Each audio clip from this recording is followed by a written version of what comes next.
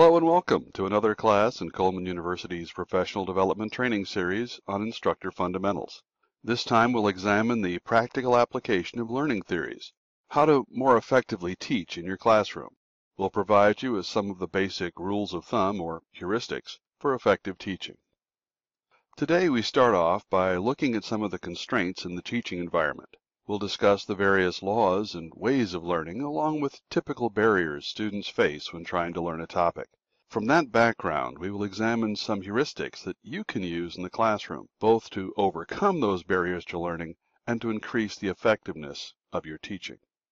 Going back to the turn of the last century, the stimulus and response work of Edward Thorndike resulted in the first set of 3 laws of learning: readiness, exercise, and effect. From there, 3 more laws were added: primacy, intensity, and recency. Let's explore each of these laws of learning in turn. While the law of readiness is typically focused on the beginning of the class, it's applicable any time a new concept is being introduced. Only when students have settled down and are physically and mentally ready to learn can they be taught. Students who are not properly motivated toward the task are unlikely to expend the effort to learn it. Both these aspects of this law are the responsibility of the instructor. The other aspect, the impact of outside concerns or personal problems, is less under instructional control. Students who are worried about their home life or work, whose bladder has reached capacity, are unlikely to be able to concentrate in class. While teachers may have some control over the physical environment of the classroom, heating, cooling, break times, they cannot be held responsible for overcoming the personal problems of their students. All they can do is motivate toward the topic. The second law, exercise, states that the more you repeat concepts and provide practical applications, the easier the material is to recall. This is true whether it's a physical skill such as marching or learning the times tables. By using review sessions, restating key points in different ways, providing skill drills, and practical applications, instructors can increase the likelihood that learning will occur. Effect, the third law of learning, deals with the student's emotional reactions to the learning event. Learning is strengthened when it's accompanied by feelings of satisfaction, pleasantness, or reward as a result of the process. The learning process can be weakened when it becomes associated with unpleasant experiences such as defeat, frustration, confusion, or anger.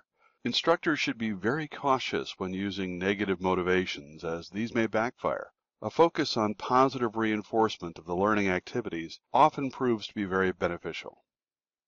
Fourth, the law of primacy states that the first time a concept is learned, it tends to be locked in. It's difficult to remediate or modify learning once it's occurred. This means it's especially critical for instructors to ensure the first time a concept is presented, it is presented correctly. Primacy also states that there is often a teachable moment, a karyotic event point, when the student is most ready to learn a new concept. Discovery of this point often occurs after instructors have taught the same material multiple times. The instructor then knows when the students have had enough subordinate material captured to be able to leap to the next concept. For instance, students having a family member who suddenly suffers from a heart attack are often very receptive to learning CPR.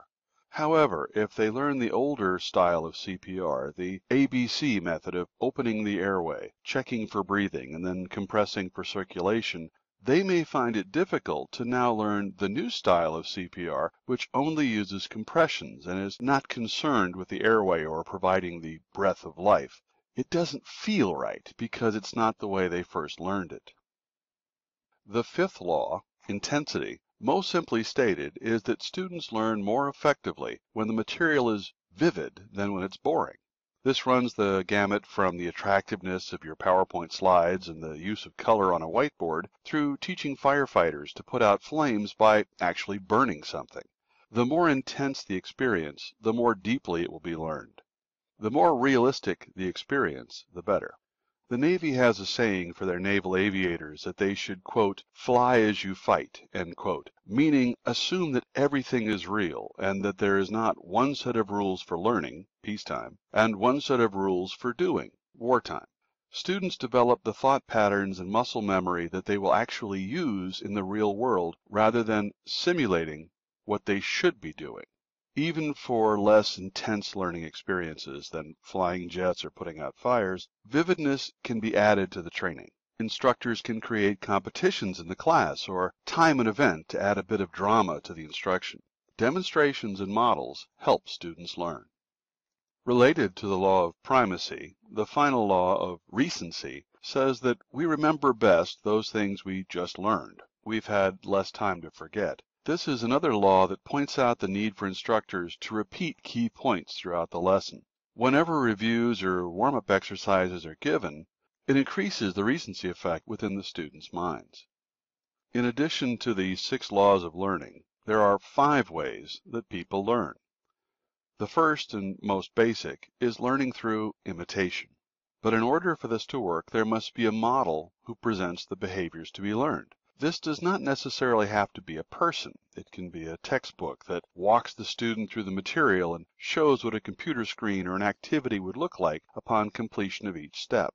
The problem with this method of learning is that while students may learn how to do something, they really don't understand why they're doing it. A young baker may learn to put yeast in warm water and sugar before adding it to the dough, but have no idea that such proofing is to ensure that the yeast is viable before placing it in the bread. The second way people learn is through discovery, often known as trial and error. This somewhat random approach to learning can be very frustrating and potentially dangerous for the students. You wouldn't want students to learn how to drive by simply getting behind the wheel and trying to figure out how cars stop and start. It would be painful for the trainees, hard on the cars, buildings, and assorted pedestrians.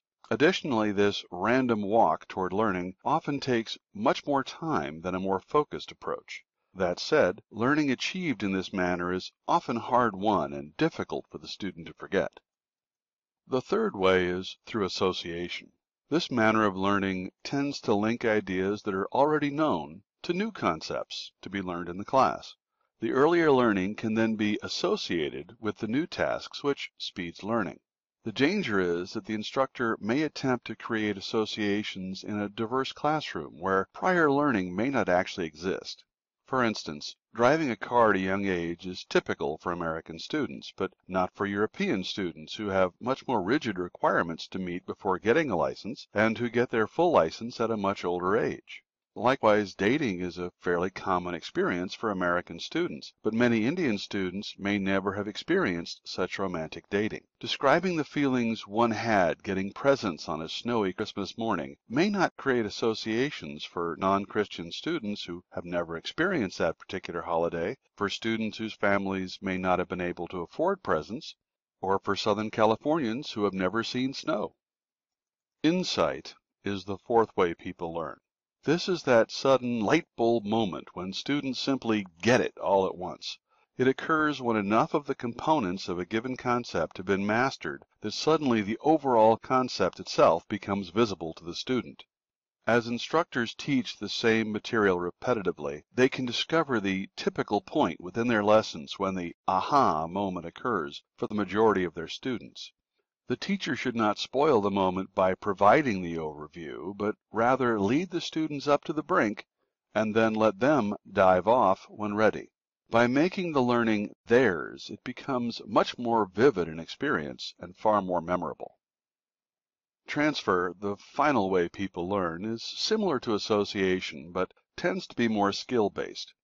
The basic idea behind transfer is that students can learn something and then apply it in a new, often similar situation. Airline pilots spend hundreds of hours in simulators learning how to avoid crashes or what to do in the case of equipment failure.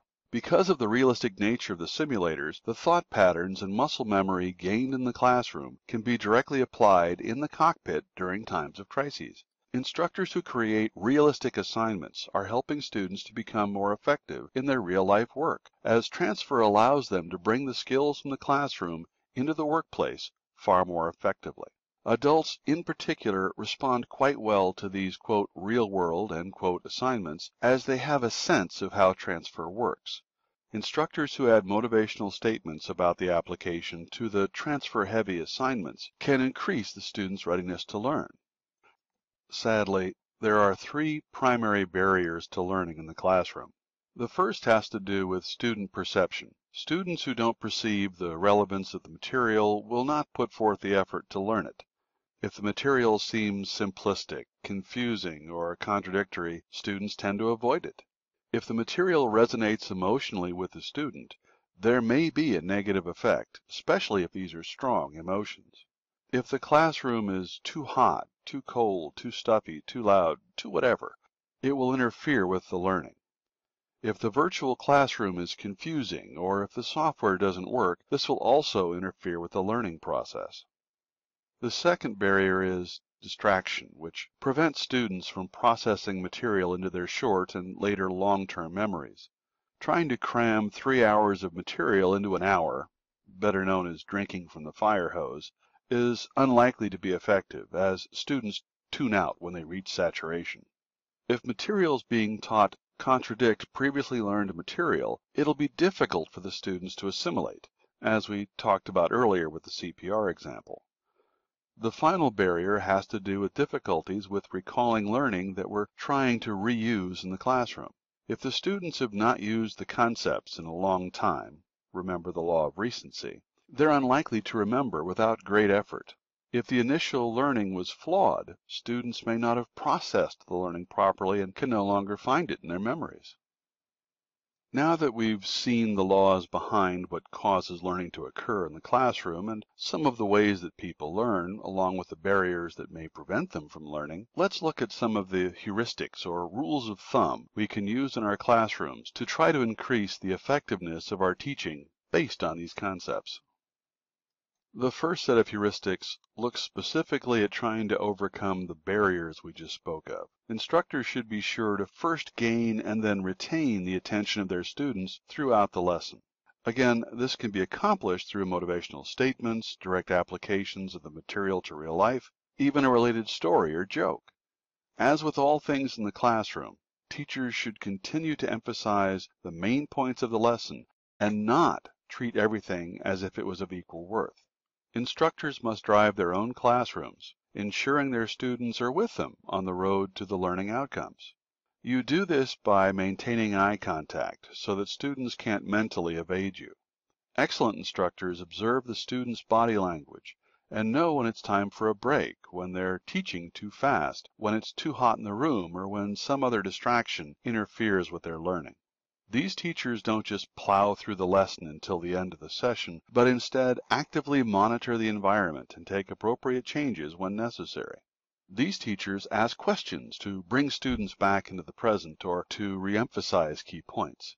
They understand that each student brings their own baggage with them to class, and as a teacher, all they can do is focus the student's attention on the work and explain its relevance. For many students with stressful home lives, the relatively clear and calm environment of the classroom, where the immediate results of an action can be seen and appreciated, can be seen as a relief.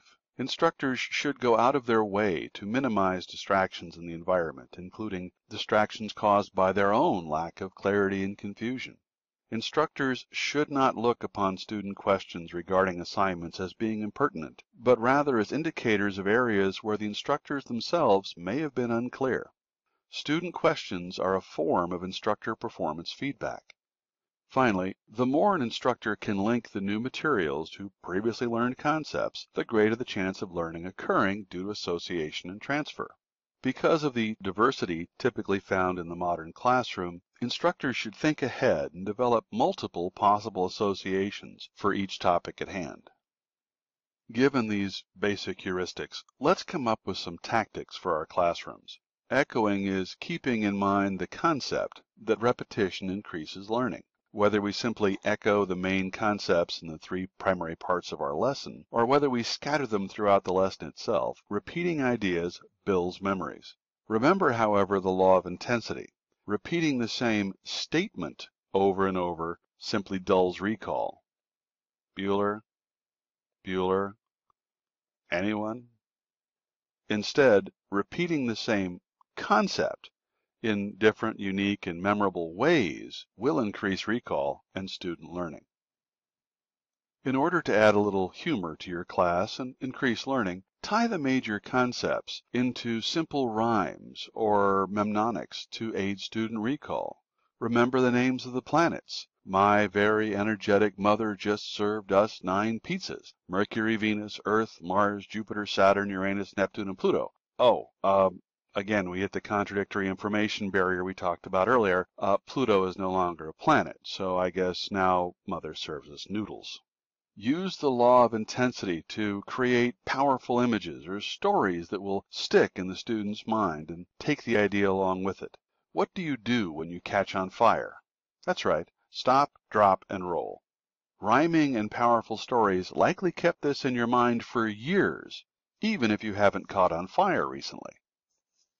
The more involved we get our students, either through movement or voice, the greater their learning will be. Asking questions to check for understanding or to increase involvement are always helpful, but go beyond the simple recall and restatement of what you just told them. Ask them to start applying the information. Remember the laws of learning. How is this thing like another? How does this cause that? Use whatever tool you can to deepen their processing of the information. Engage their brains, and the memory will follow. We find that people remember the first thing they learned and the last thing they heard, but not a whole lot in between. So break up the learning into smaller chunks, 20 to 50 minutes at the most, with breaks in between to minimize that dead zone in the middle. The sweet spot for YouTube training videos is apparently 3 to 5 minutes. Go back to the old joke about how you eat an elephant, one bite at a time. Your job as instructors is to cut the bites into manageable chunks. Think through your lesson and build it logically. Scaffold your ideas from the ground up. Most people don't start building a house by constructing a roof. They lay a foundation. As you're building the structure of your ideas, link them in as many different ways as you can to existing learning. The more links, the more stable and the deeper the learning. Relate and reinforce how the old and new learnings go together. People like puzzles, to one extent or another, and like jigsaw puzzles, it's best for the teacher to concentrate on showing the overall picture the students are trying to complete than to concentrate on a single piece. Focus on the structure of the overall concept you're trying to present first, and then help the students to place the details within that structure. By involving the students using active learning, they're more likely to recall the information than if you simply lectured on the entire concept, details and all, directly to them. The only way to find a submarine is to ping it, to actively seek it out. Don't assume your students are where you think they are mentally. Ping them with a question or two to make sure their understanding is where it should be. Students have mastered the skill of staring intently in your classroom while mentally vacationing in the Bahamas. Not only does pinging help with class control, it increases recall through repetition and active learning. As we go through a class that may last many weeks, it's easy to forget to remind our students of concepts they learned earlier. But if we don't design activities that force our students to recall earlier material and apply it to the current problems, they'll forget. Think of this as a dance move. 2 steps forward, 1 step back, 1 step forward, 2 steps back. If we don't force the students to recall and apply the prior learning, we're not doing our jobs. It's easy to be bored in a classroom if everything is always the same.